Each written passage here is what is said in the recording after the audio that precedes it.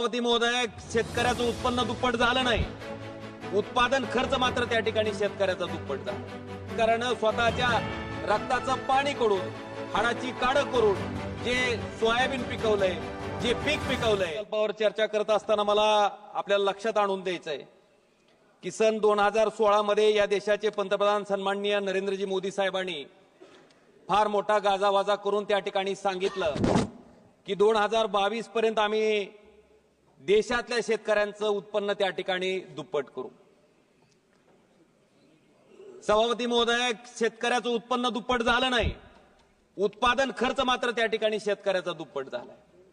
आपण बघितलं असेल, जो शेतकरी त्या ठिकाणी त्या शेतीच्या माध्यमातून स्वतःचा उदरनिर्वाह करण्याचा प्रयत्न करतो, स्वतःचा प्रपंच त्या ठिकाणी चालवायचा प्रयत्न करतो, स्वतःची लेकरं त्या ठिकाणी शिकवण्याचा प्रयत्न करतो, ती शेती कशी नुकसानीची होत चालली आहे, मला वाटतं याच्याकडे सुद्धा केंद्र सरकारनं लक्ष देणं गरजेचं आहे।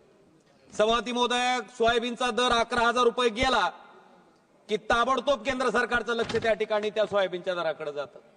पाम तेलावरचं आयात शुल्क त्या ठिकाणी कपात केलं जातं, सोया पेंट त्या ठिकाणी आयात केली जाते आणि 11,000 रुपये क्विंटल विकलं जाणारं सोयाबीन त्या ठिकाणी शेतकऱ्याला आज 3839 रुपयानं विकायची वेळ त्या शेतकऱ्यावर आणली जाते। सभापती महोदय, कांद्याचा दर वाढला, लगेच कांद्याच्या निर्यातीवर त्या ठिकाणी बंदी आणली जाते आणि कांद्याचे दर सुद्धा त्या ठिकाणी पाडले जाते।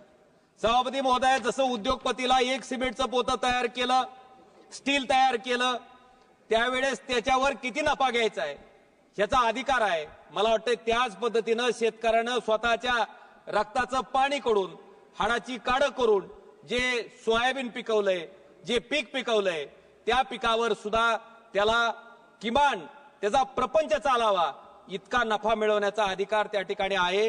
हे सुद्धा कुठेतरी केंद्र सरकारनं त्या ठिकाणी लक्षात घेणं गरजेचं आहे।